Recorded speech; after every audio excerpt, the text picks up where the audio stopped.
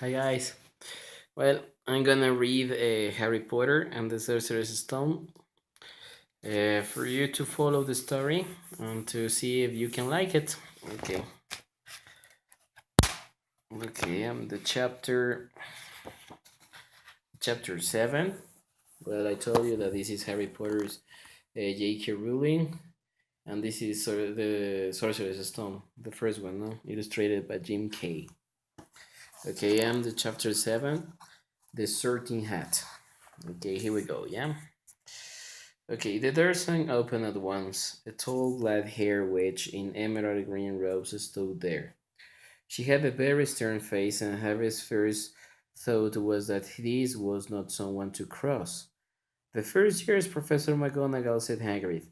"Thank you, Hagrid. I will take them from here." She pulled the door wide. The entrance hall was so big you could have fitted the whole of the Dursleys' house in it. The stone walls were lit with flaming torches like the ones at Gringotts. The ceiling was too high to make out, and a magnificent marble staircase facing them led to the upper floors. They followed Professor McGonagall across the flagstone floor. Harry could hear the drone of hundreds of voices from the doorway to the right. The rest of the school must already be here. But Professor McGonagall showed the first years into a small empty chamber of the hall.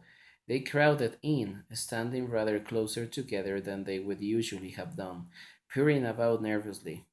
"Welcome to Hogwarts," said Professor McGonagall. "The Star of Turn banquet will begin shortly, but before you take your seats in the Great Hall, you will be sorted into your houses." You can see the terrific drawings and paintings that this book have. Okay, the sorting is a very important ceremony because while you are here, your house will be something like your family within Hogwarts. You will have classes with the rest of your house, sleep in your house dormitory, and spend free time in your house common room. The four houses are called Gryffindor, Hufflepuff, Ravenclaw, and Slytherin. Each house has its own novel history, and each has produced outstanding witches and wizards. While you are at Hogwarts, your triumphs will earn your house points, while any rule breaking will lose house points. At the end of the year, the house with the most points is awarded the house cap, a great honor. I hope each of you will be a credit to whichever house becomes yours. The searching ceremony will take place in a few minutes in front of the rest of the school. I suggest you all smarten yourselves up as much as you can while you are waiting. Her eyes lingering for a moment on Neville's cloak, which was fastened under his left ear, and on Ron's smudged nose. Harry nervously tried to flatten his hair. "I shall return when we are ready for you," said Professor McGonagall. "Please wait quietly." She left the chamber. Harry swallowed. "How exactly do they sort us into houses?" he asked Ron. "Some sort of test, I think," Fred said. It hurts a lot. But I think he was joking. Harry's heart gave a horrible jolt. A test in front of the whole school. But he didn't know any magic yet. What on earth would he have to do? He hadn't expected something like this the moment they arrived. He looked around anxiously and saw that everyone else looked terrified too. No one was taking much except Hermione Granger, who was whispering very fast about all the spells she'd learned and wondered which one she'd need. Harry tried hard not to listen to her. He'd never been more nervous, never, not even when he had to take a school report home to the Dursleys saying that he'd somehow turned his teacher's wig blue. He kept his eyes fixed on the door.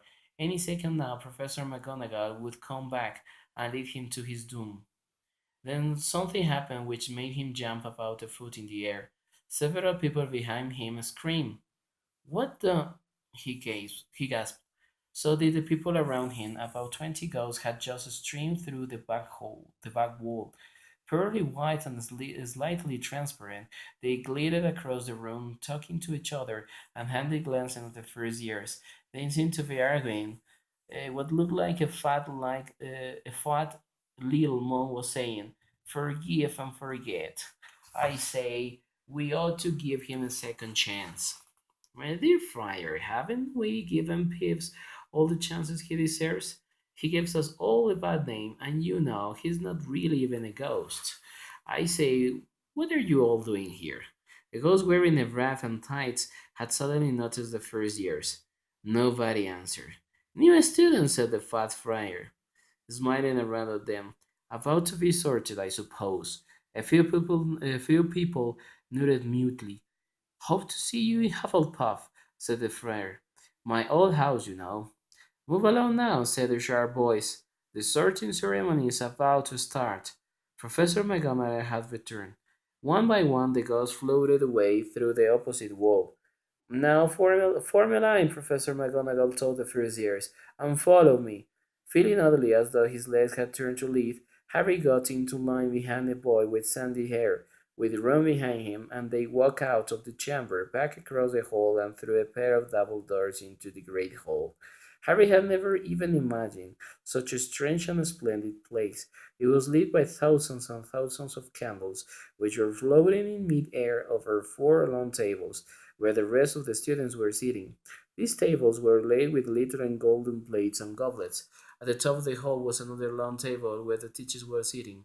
Professor McGonagall led the first years up here so that they came to a halt in the line facing the other students, with the teachers behind them.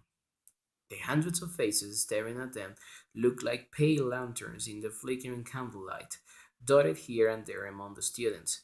The gods shone misty silver, mainly to avoid all the staring eyes.